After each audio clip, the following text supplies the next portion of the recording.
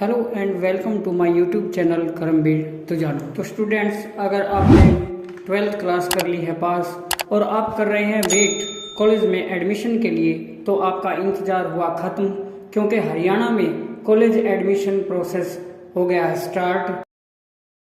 इसके लिए हम हरियाणा की ऑफिशियल वेबसाइट पर विजिट करें तो नोटिफिकेशन हम देख सकते हैं कि 3 जून 2024 से हरियाणा के गवर्नमेंट और प्राइवेट कॉलेजों के एडमिशन जो है वो शुरू हो चुके हैं। आज के इस वीडियो में हम चर्चा करेंगे कि हरियाणा के गवर्नमेंट और प्राइवेट कॉलेज में एडमिशन के लिए कौन सा प्रोसेस यानी ऑनलाइन या ऑफलाइन हमें करना होगा, और उसके लिए अहम चीज़ हमारे पास कौन कौन से डॉक्यूमेंट्स होने चाहिए ताकि हमारा एडमिशन कंफर्म हो सके।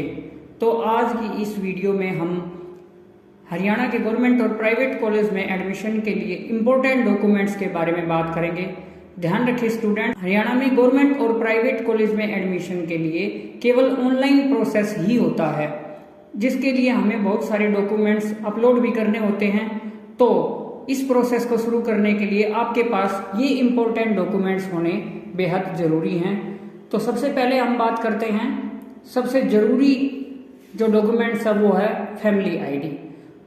सबसे पहले आप क्या कीजिएगा, अपनी फैमिली आईडी में चेक कीजिए अपनी डिटेल्स, क्योंकि उसमें आपका नाम, father name, date of birth होनी चाहिए सही, क्योंकि जितना भी एडमिशन प्रोसेस है वो फैमिली आईडी के ही साथ लिंक होता है। इसके बाद आपको चाहिए आपका पासपोर्ट साइज फोटो, जो कि 50 KB तक स्कैन करना है, और इसके बाद एक चाहिए सिग्नेचर, जो कि 20 KB तक स्कैन करना होता है।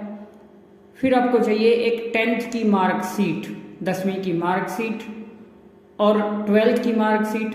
अब बहुत सारे स्टूडेंट्स का क्वेश्चन है कि सर मार्कशीट तो हमें मिली ही नहीं है, तो आप बाकी सारे डॉक्यूमेंट्स तैयार रखें और अपने स्कूल के संपर्क में रहें। जैसे ही 12th की DMC यानी मार्कशीट स्कूल में आएगी तो आप वहाँ से ले सकते हैं।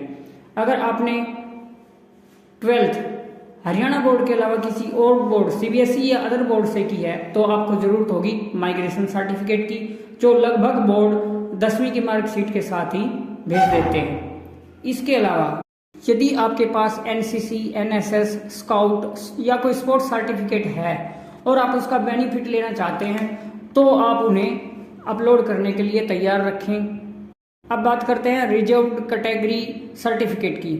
तो स्टूडेंट्स, ये मैं बता दूं कि ये सभी कैटेगरीज के लिए नहीं होता है, ये केवल रिजर्व जो कैटेगरी होती हैं जैसे SC, BC, OBC, EWS के लिए ही होता है। इसको अपलोड करना होता है और इसकी कोई वैलिडिटी नहीं होती। हाँ, एक EWS जो सर्टिफिकेट है उसकी वैलिडिटी आप चेक कर लें, क्योंकि वो गवर्नमेंट के अकॉर्डिंग टाइम टू टाइम आपको रिन्यू कराने पड़ते हैं।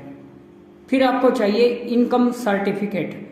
केवल SC बच्चों के लिए इनकम सर्टिफिकेट की ज़रूरत नहीं होती, बाकी सभी के लिए इनकम सर्टिफिकेट की ज़रूरत होती है। और ध्यान रखिए, ये इनकम जो सर्टिफिकेट है ये आपकी फैमिली आईडी में जो डिक्लेयर्ड और वेरीफाइड इनकम है वही आपकी इनकम काउंट होगी, और आप चाहें तो तहसील में भी इनकम सर्टिफिकेट बनवा सकते हैं, जो कि लगभग 6 मंथ तक ही वैलिड होता है। फिर आपको चाहिए गैप ईयर सर्टिफिकेट या एफिडेविट। यदि आपने 12th पिछले साल या उससे पहले पास की है तो आपको एक गैप ईयर का एफिडेविट या सर्टिफिकेट भी साथ में अपलोड करना होता है। तो स्टूडेंट्स, ये थे कुछ ऐसे डॉक्यूमेंट्स जिसके बिना आपका ऑनलाइन या ऑफलाइन एडमिशन प्रोसेस पूरा नहीं हो सकता। और ऑनलाइन एडमिशन करने के लिए आपको क्या करना होगा, कौन सी ऑफिशियल वेबसाइट पर जाना होगा, कौन कौन से स्टेप आपको कंप्लीट करने होंगे।